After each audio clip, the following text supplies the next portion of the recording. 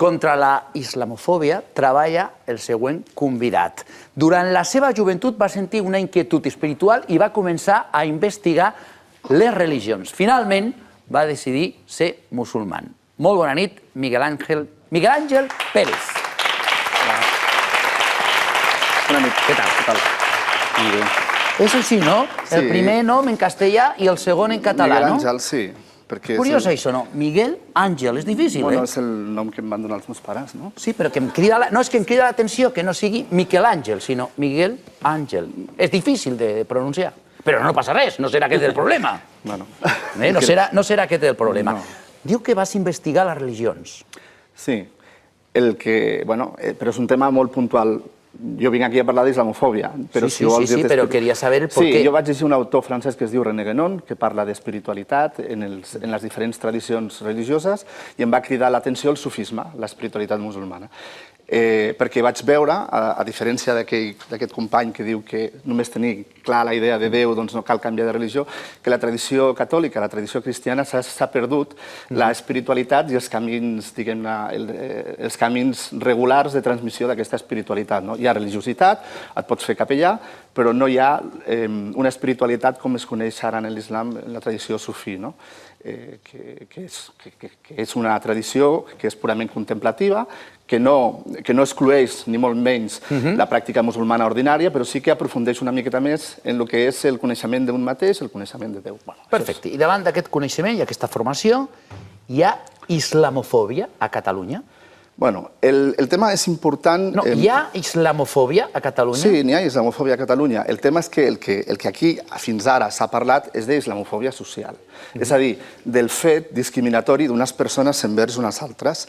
Però el que no s'ha parlat, la companya regidora d'Esparreguera no ens ha explicat si, per exemple, a les escoles d'Esparreguera es dona classes d'islam o si a les escoles d'Esparreguera es té en compte el menú halal per als alumnes musulmans. Això, nosaltres diem, aquestes discriminacions que es produeixen de manera sistemàtica a Catalunya... Vols dir? Sí, sí. O sigui, nosaltres ara mateix hem presentat una demanda per vulneració de drets fonamentals contra el Consorci Educatiu de la Ciutat de Barcelona perquè hem fet una campanya de demanda de classes de religió, que és un dret que tenim reconegut des de l'any 92, fa 27 anys, i mai en la vida a Catalunya s'ha donat una classe de religió musulmana quan tenim aquest dret, però sí s'ha donat classes de religió catòlica.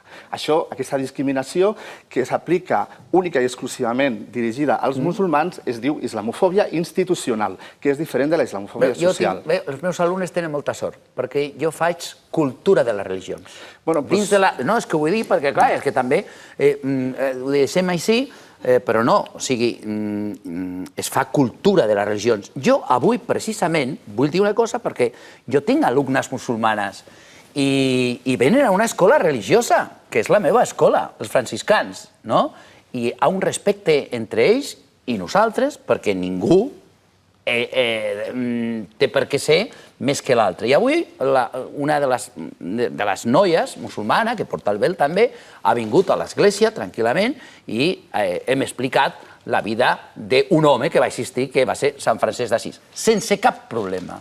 Per tant, vull dir i remarcar que també a les escoles hi ha cultura religiosa. I et dono la raó que estan en el seu dret tothom de demanar la seva pròpia religió i que per alguna cosa està el Departament d'Ensenyament per fer realitat això. Però és qüestió de diners, em sembla. No, no és qüestió de diners, és qüestió de que, o sigui, quan hi ha una situació estructural de discriminació envers un col·lectiu és perquè des del govern s'ha estructurat una societat que reprodueix l'esquema d'humanitat de la gent que governa. En aquest sentit, els musulmans no governem.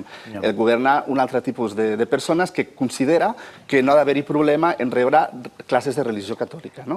Però sí que hi ha problema per rebre classes de religió musulmana. Aquesta discriminació que sorgeix des de dalt cap a baix, des del poder cap a la societat... I què heu fet vosaltres? Nosaltres hem presentat, el que hem fet és una campanya de sensibilització a les famílies perquè presentin sol·licituds amb formularis que nosaltres els hem donat, de manera entrades per registre, i com m'ha passat cada any... Però la solució en aquest cas és de la Generalitat Els partits polítics han fet vostès demandes? Sí, clar. Nosaltres hem parlat amb organitzacions polítiques, hem parlat, però diguem que el problema de la religió, o sigui, de les classes de religió, no el volen afrontar. Llavors, l'única via que hem vist que pot funcionar és la via judicial, que és la que estem tirant endavant, la que s'ha tirat endavant a comunitats autònomes com la de La Rioja i que és la que ha funcionat. És a dir, nosaltres aconseguirem els nostres drets perquè hi ha un marc jurídic que ens ho permetrà, però ho hem de fer lluitant més que si fóssim catòlics. Tenim aquí, precisament, una de les demandes, no? Bueno, aquesta demanda és molt interessant perquè aquí s'ha parlat del nostre company en Yusuf,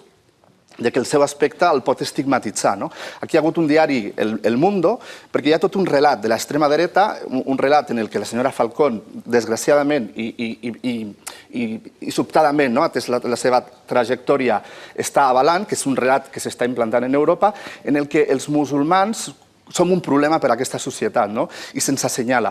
I en aquest cas s'ha assenyalat aquest senyor a través d'un diari i s'ha assenyalat a tota la comunitat musulmana de Mataró parlant d'aquest concepte, aquest mite que ha creat l'alt-right a nivell mundial de les zones no-go i de la policia de la moral.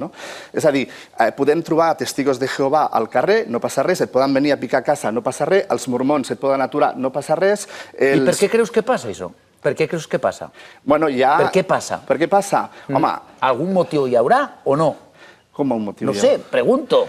No, hi ha un interès de generar un relat d'islamofòbia perquè... I qui té aquest interès? Jo et diria que hi ha una intencionalitat de recortar drets civils, d'aplicar... Però qui hi ha darrere? Et poso un exemple. Tenim el pacte antijihadista, que és una llei que en principi es va dissenyar per lluitar contra el terrorisme. Aquí se li ha aplicat a los jóvenes de Alsasua, aquí se li ha aplicat als CDRs, aquí se li està aplicant a los titiriteros, aquí se li està aplicant a tota la ciutadania, amb l'excusa de lluitar contra els musulmans. O sigui, hi ha un retrocés en matèria de llibertats civils a nivell europeu i s'està utilitzant la islamofòbia com a pretext per a retallar les llibertats de tothom. Quan es vol fer una guerra, per exemple, ara es vol anar contra Iran, perquè és un enemic d'Israel, geoestratègicament interessa que hi hagi una guerra, doncs comencem a treure el tema del vel a l'Iran per generar aquesta moral que pot arribar a legitimar que hi hagi en un moment donat un conflicte bèl·lic. O sigui, és un tema internacional. Nosaltres tenim informes de, per exemple, com el lobby israelí està influenciant a través de la alt-right europea que hi hagi una indústria de creació de fake news en relació a la islamofòbia. Tenim que les fake news és una realitat, com aquesta, com el que li ha passat al senyor Yusuf Soldado, en la que s'ha creat o sigui, s'ha vingut a dir el següent, en Mataró, atès que hi ha molts musulmans, doncs ha aparegut la policia de la moral i s'ha creat aquesta història per tal de generar o avalar el discurs populista que permetrà a l'extrema dreta treure més vots i al final aplicaran mesures més liberticides, més de retall de drets civils per a tothom. Per tant, vosaltres lluiteu perquè això no passi. Exactament.